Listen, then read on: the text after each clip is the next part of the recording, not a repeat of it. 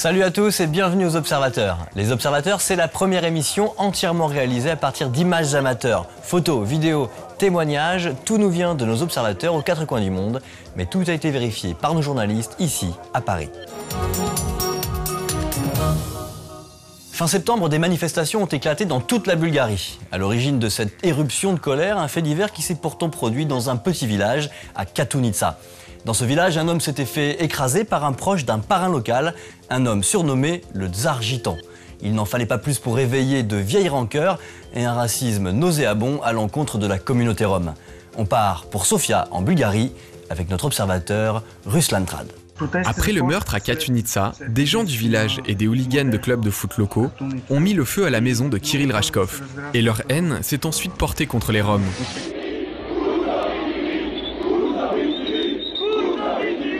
Je pense que ce n'est pas un hasard si ces manifestations interviennent à quelques semaines des élections présidentielles. Je suis sûr qu'elles sont manipulées par les partis nationalistes bulgares, notamment par le plus grand d'entre eux, le parti Ataka. Dans les manifestations, il n'y avait pas que des membres de ces partis. Il y avait des gens qui pensent que la police protège les gens comme Kirill Rashkov. Mais ce sont les nationalistes qui chantaient des slogans contre les Roms et les Turcs. Comme par exemple, la Bulgarie aux Bulgares. C'est vrai que depuis la chute du communisme, les hommes politiques bulgares ont protégé des gens comme Kirill Rashkov, parce qu'ils avaient besoin d'eux pour se faire élire. Et puis, les gens sont confrontés à d'énormes problèmes économiques.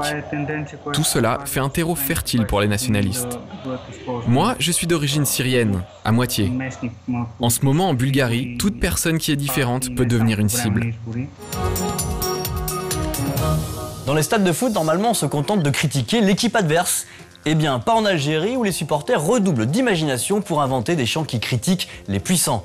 Du président aux islamistes, tout le monde y passe. Vous allez voir qu'en Algérie, on peut faire taire la rue, mais pas les stades. On part pour Alger avec notre observateur qui témoigne sous le pseudonyme d'Amine. Les chants au stade algérien, ils ont toujours existé. C'est une tradition chez nous. Mais les chants contestataires ou les chants politiques ont commencé à peu près dans les années 88. C'est là qu'on a commencé à chanter contre le pouvoir, contre les régimes militaires, contester la vie chère. En fait, il n'y a pas eu vraiment un printemps arabe en Algérie. C'est le seul lieu où la jeunesse algérienne peut s'exprimer librement. Alors, par exemple, on dit « projet métro, men waqt jiddi Allah yarhamou ». Ça veut dire le projet du métro d'Alger, il existe depuis le temps de mon grand-père. Ou les soirées Hadi Valence, Hadi Paris, ça veut dire eux, ils passent leur soirée en Espagne et en France et tout. Ou Zawali ou Ktashiskun Rahoukari, ça veut dire et le pauvre algérien, quand est-ce qu'il va habiter, il est en train de louer. Habsul Irhab, ou Ma'ahum Kanu Mutfahmin, ça veut dire ils ont arrêté le terrorisme, mais au fond, ils étaient complices avec. Au fond, ça dérange pas le pouvoir, parce que genre vous dites ce que vous voulez, nous on fait ce qu'on veut. On passe maintenant à notre best-of de la semaine, les meilleures images amateurs repérées et envoyées par nos observateurs. On commence le voyage à Tunis avec Maher Hamdi. Cela fait 9 mois que le peuple tunisien s'est débarrassé de Ben Ali. Mais si le dictateur est parti, certains problèmes persistent. Et en premier lieu, le chômage des jeunes diplômés. Maher nous explique que les ministères n'en font pas assez pour les aider, alors ils redescendent dans la rue comme au temps de la Révolution, et les slogans sont toujours aussi radicaux. Ici, on les entend chanter « Le travail est un droit, bande de voleurs ». On part maintenant pour Doudouza, en Afrique du Sud, avec Michel et Marius Moster, qui ont filmé cette vidéo exceptionnelle. Ces images ont été tournées à quelques centaines de mètres d'une tornade gigantesque. Une tornade qui a fait des dégâts considérables dans le village de Doudouza. Le bilan est lourd, 1 mort, 160 blessés et des dizaines de maisons effondrées. On continue avec Chris Colwell en Floride. Chris était parachutiste professionnel. Ce qui lui est arrivé est absolument terrifiant. Il filmait un de ses élèves lors d'un saut. Tout se passe bien jusqu'au moment où son élève perd le contrôle. Il chute trop vite. Alors en essayant de le rattraper, Chris lui tombe dessus et se brise la nuque. Il ne marchera plus jamais. Chris est aujourd'hui en fauteuil roulant, il vit à Dubaï et il se bat pour reconstruire sa vie.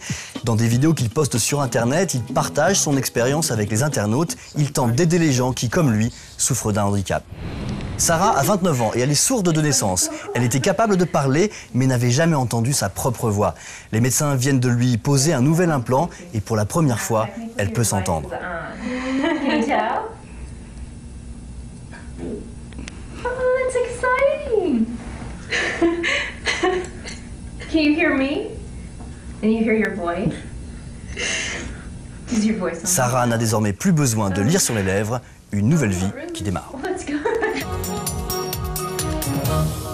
Cette semaine, je suis en Tunisie pour couvrir, avec l'aide de nos observateurs, les premières élections libres organisées dans ce pays. Alors si vous voulez donner un coup de main pour suivre ce moment historique, rendez-vous sur notre site spécial Tunisie.